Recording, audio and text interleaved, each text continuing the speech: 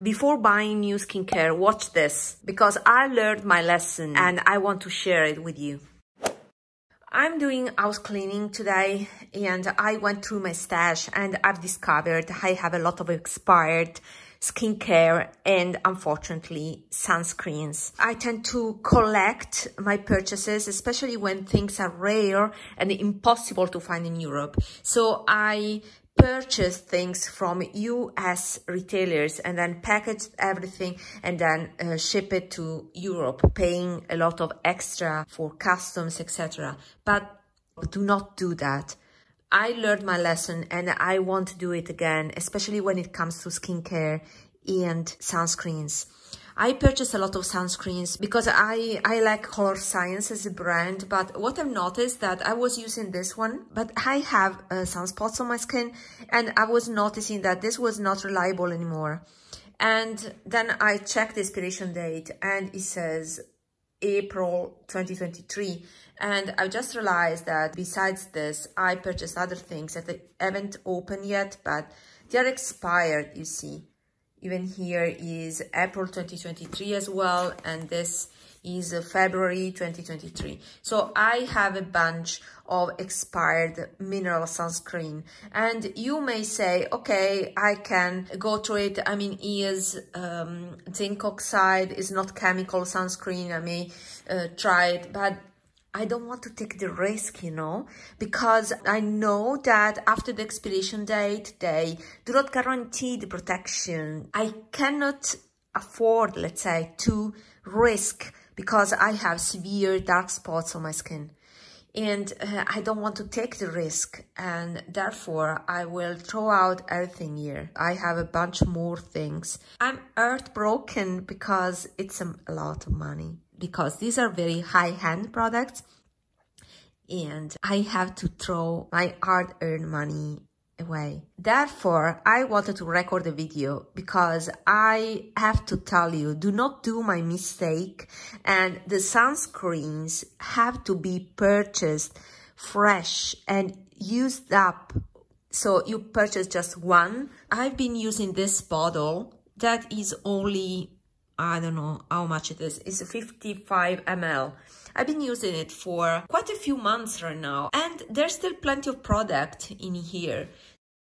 This was very nice. I also recommend it as an alternative to the Chanel Water Fresh Complexion Touch, because I said, okay, if you have to put a layer of, you know, product that is evening out your skin tone, better to do it with SPF instead of just makeup, you know. And that's why I recommended this product. But I want to add more about it. Now that I've been using the products for months, I've used the Chanel one and this one. And of course, they're not the same because this is an SPF. I end up not liking this product anymore, not only because I found that it was not effective in the sense that I found that my dark spots were darker in the last days, so I realized that it was expired. But the problem with this is that it provides coverage, and in order to have this type of thick layer that protects your skin, this is makeup-y, you see. So if you put this thick, oily, greasy layer on your skin, you will notice it. So the only way to have a layer of this product that looks elegant on your face is to put a small amount of it, but that doesn't give you the protection.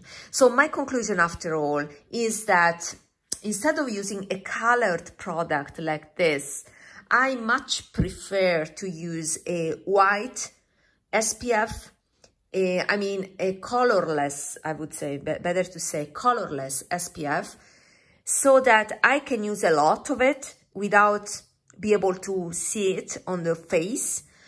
And on top of it, put a light layer of a product that at that point can be even the Chanel Water Fresh Complexion Touch. So I much prefer the combo of a invisible SPF plus a tinted moisturizer instead of putting this a thick layer of this product on my skin, because that is not elegant, in my opinion, of course.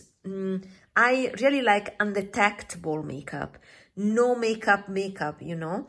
I cannot do that with this because I could see it on the face. I could see the pores on my face that I have. I have a large pores. So yeah, for me, this product, it's not a repurchase, not only because it's extremely difficult to find in Europe, but we have in Europe more advanced SPF formulations that usually, I have to admit, are an hybrid of chemical and physical sunscreen, but I'm fine with it. I mean, I can invest on a very expensive one and still pay much less than a product like this that I have to import from overseas with a lot of extra expenses, you know what I mean. Now I realized that I need to throw out these ones. I don't want to risk, and therefore I never open them. I will open them now and show you the difference in color because I think it's important. I wasted my money. You see, this is sealed, but it's expired, and yeah, what's the purpose of a SPF if it is expired, right? So I will open it, and just for reference, I want to show you the color. So if you want to purchase this very expensive product, then you can, at least you know the color. So at least it has a purpose, right? Since I have to throw it out, at least I will show you. So this, I believe this one, shake well before use. So this one was a white one. So let me put it just below here. Oh no, it's not a white one. Okay. What was this? Ah, this is the original one. It's the original one, and I think it's the best one for my skin type. It has this pinkish hue and is glowy. Is the glowy one, right? Yes. What I think about it, I mean, I haven't used it, so I cannot really tell you what I think about the SPF in itself, because I use the Flex one. This is runnier, so I think I would have liked this. I should have started with this. I would have liked this more rather than the Flex one, because the Flex one is heavier. It has the more makeup-y style, while this one is like a regular SPF. So maybe this will be a repurchase from me in the future. I don't know. So that is the original Colorescience Sunforgettable Total Protection Face Shield. And this is the original one. So it has just one color, I think. That is this one, that is a light pink. It blends with my skin tone, so it's very nice for fair skin. It is shiny, like most of SPF. It is more common to find glowier SPFs like this. So this would have been, I think, a nice one, but yeah, I have to throw it out, unfortunately. I'm really heartbroken today, but at least it will have a function too, before throwing them out, to show you the colors. So this instead is the matte version. So let's see the color of this one. So it's again 50 with PA4+, is all mineral, water resistant.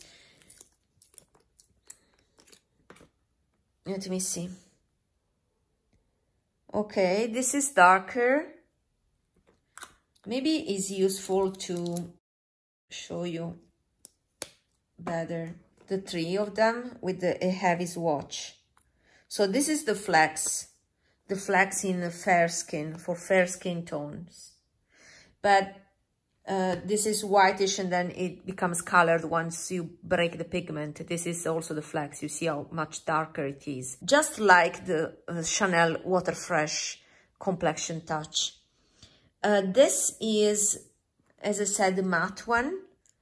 And this I see is a little bit dark for me. It's very common for colored SPF. It's another reason why I don't like them. And the third one is the one that I've just shown before. But let me put a heavy swatch here, so you know the difference. Okay, so Colorescience Flex for fair skin, Colorescience Face Shield Matte and Colorescience Original. So the original, I already spread it here. You know it already. The flex, you know it already. Let me put it on top here. There's also a little bit of oxidation. You see now I'm spreading it. It's melting with the skin, but afterwards it becomes darker. And then you have this one that is the matte version. I'm very curious about this one. This is dark for me. I much prefer the finish of this because it's less glowy. But you know, when you have this pigmented SPFs here, you also risk of having some patches. Do you see some patches here? You have pigment here, a little bit less here, patches here. So I don't like it. My favorite, to be honest, is this one because it's more lightweight. So it's the original one, the original face shield, this one. And yeah, there's that.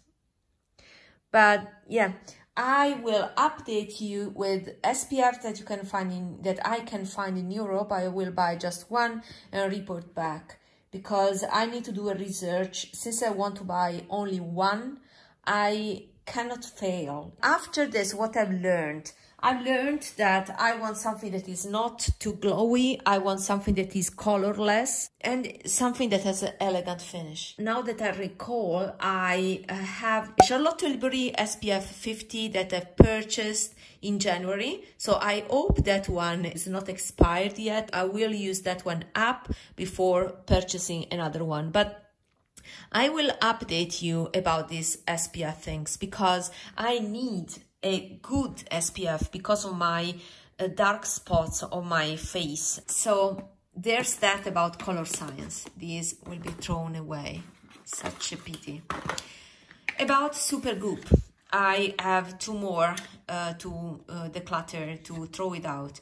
I purchased this. I will keep this because I also have a Colorescience one for the eyes, so I will do a comparison. I don't have time now, so I will do it in the future. So these are just expired as well, are expired in April 2023. This is a very nice one. I went through one bottle of this when it was not expired yet. And this is the bottle. I just want to show you the consistency. This is new, just opened. And it's like a thick eye cream. That's how I considered it and how I use that. I use that in the morning. I could have this amount of hydration and protection. I will make a comparison in a future video with the correspondent Colorescience alternative that, spoiler alert, is much more elegant. But I think there's still two different things. That one is more, the Colorescience one is more concealer-like. This is more like eye cream. So they're still a little bit different, but these are meant to be SPF for the eyes that are colored, although you cannot really see anything now. Becomes invisible. I had two of them. Oops, sorry. I had two of them expired, so I have to throw them out. And what it's really a pity is this expired Osmosis that is still sealed. You see, I have a seal here, but you can see that it's expired, that the product has been leaked through the package that is still sealed, you see. And this is so expensive. And I had two of these that expired in March, last March. Do not risk with retinaldehyde or retinols. This I have to throw it out. It's such a pity. And you can see also the package inside. It was leaking, product was leaking. I wasn't aware of that. It was just today that I said, okay, maybe I should open one. And yeah, I've seen this.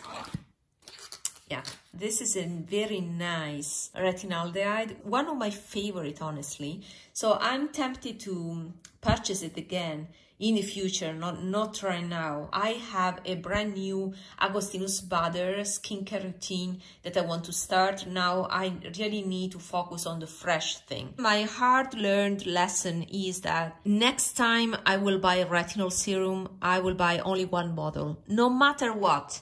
Because this, just like SPF, is something that you need to buy, use up fresh, and then purchase another one once you finish. It's not easy for me to record those type of videos because these are failures, but I think it is important to recognize. In this case, it was an impulsive buy. I think this proves that being a hoarder is not the right way to do.